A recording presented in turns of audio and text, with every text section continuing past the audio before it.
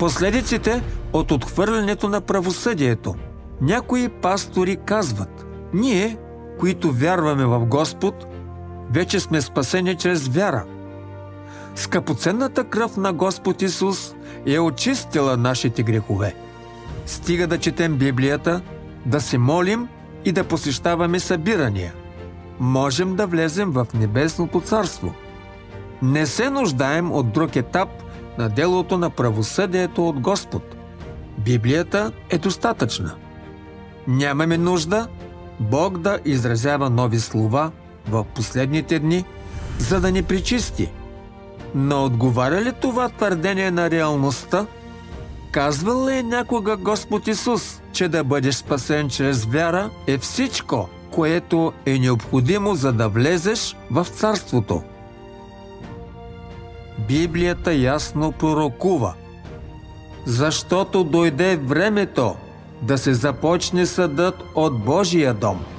Въпреки че знаят, че Библията пророкува това дело, някои пастори все още го отричат. Наистина ли вярват в Библията?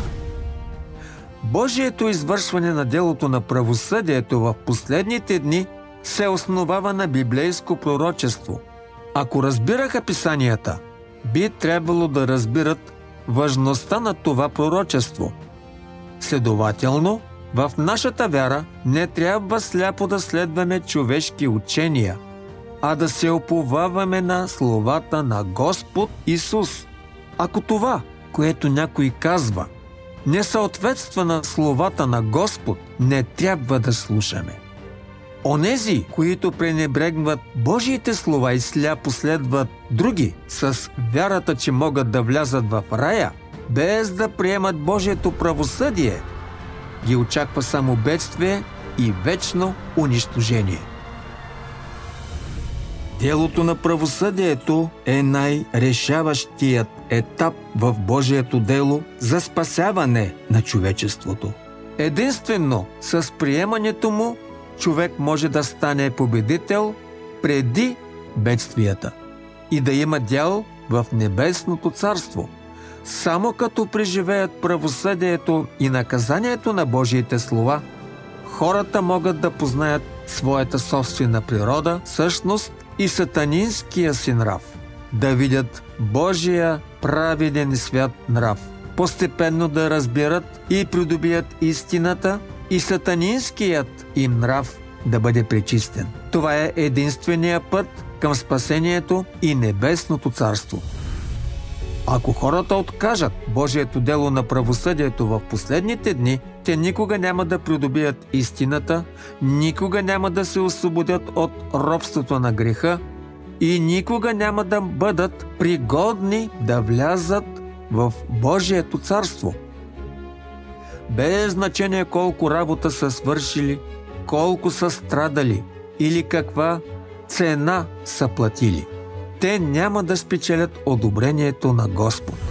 Хората избират своя собствен път във вярата си. Бог не принуждава никого, но трябва да разберем едно.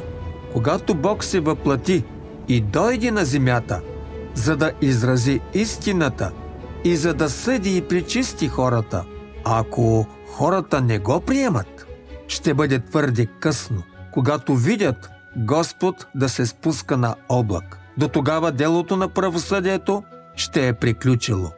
И Бог ще възнаграждава добрите и ще наказва нечестивите. По това време, дори ако хората са обзети от съжаление, Бог няма да повтори това дело за тях. В последните дни, ако хората пропуснат правосъдието на словата, извършено от въплатеният Бог, те ще са го пропуснали завинаги. Божият нрав е безмилостен към всеки, който не успее да върви в крак с неговото дело. Накрая, нека заедно прочетем още един отказ от словата.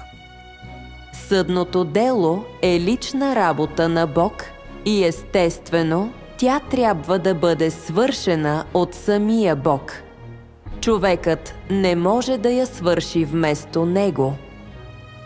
Тъй като правосъдието е използване на истината за завоюване на човечеството, няма съмнение, че Бог все пак ще се яви във въплътения си облик, за да извърши това дело сред човеците. Това означава, че Христос от последните дни ще използва истината, за да научи хората по целия свят и да разгласи всички истини пред тях. Такова е правосъдното дело на Бог. Мнозина изпитват неудобство по отношение на второто въплъщение на Бог, тъй като им е трудно да повярват, че Той ще стане плът, за да извърши делото на правосъдието.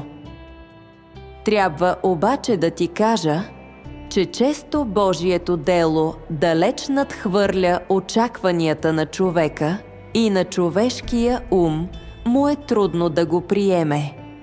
Защото хората са просто едни ларви на земята, докато Бог е върховният, който изпълва цялата вселена. Човешкият ум е като помийна яма, в която се въдят само ларви, докато всеки етап от делото, направлявано от Божията мисъл, е еманация на Божията мъдрост. Хората все се опитват да се съревновават с Бог, но според мен е очевидно кой ще загуби накрая. Увещавам ви да не се мислите за по-ценни от златото. Ако другите могат да приемат Божията присъда, защо ти да не можеш? Колко по-велик си от другите? Ако те могат да сведат глава пред истината, защо ти да не можеш? Божието дело не може да бъде спряно. Той няма да повтори делото на правосъдието само заради твоето съдействие, а ти горчиво ще съжаляваш, задето си пропуснал толкова добра възможност. Ако не вярваш на думите ми, само почакай величественият бял престол в небесата да започне да те съди. Трябва да ти е ясно, че макар всички израелтяни да отхвърлиха и отрекоха Исус, фактът за Неговото изкупление на човечеството се разпростря из цялата вселена и по цялата земя. Нима това не е факт, осъществен от Бог много отдавна? Ако все още чакаш Исус да те вземе на небето, мога само да кажа, че ти си едно упорито парче мъртво дърво. Исус няма да признае такъв един фалшив вярващ като теб, който не е предан на истината и търси само благословии. Напротив, Той няма да прояви никаква милост и ще те хвърли в езерото от огън и жупел, където ще гориш в продължение на десетки хиляди години.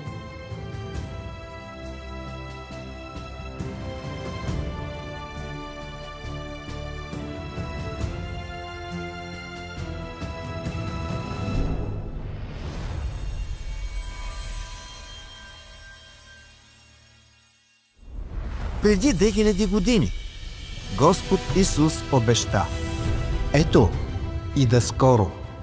Той пророкува също, защото ще се повдигне народ против народ и царство против царство, и на разни места ще има глад и трусове. Сега, след 2000 години, копнеж и очакване, знаменията на последните дни вече са на лице и светът наближава своята последна глава. По целия свят бедствията се случват навсякъде и стават все по-силни и разрушителни. Земетресения удрят без предупреждение. Суши изпепеляват земята, наводнения отнасят домове и човешки живот, а бушуващи горски пожари превръщат гори и градове в пепел. Междувременно пандемии продължават години наред, а войни избухват и ескалират. Това е решаващият момент за пришествието на Господа.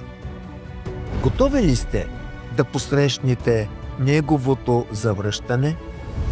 Искате ли да бъдете мъдрите девици, готови да посрещнат младоженица? Господ Исус каза: „Моите овце слушат гласът ми“. Искате ли да научите как да разпознавате Божият глас, за да не пропуснете Неговото завръщане? Искате ли да имате мъдростта да различите истинският Христос от лъжливите?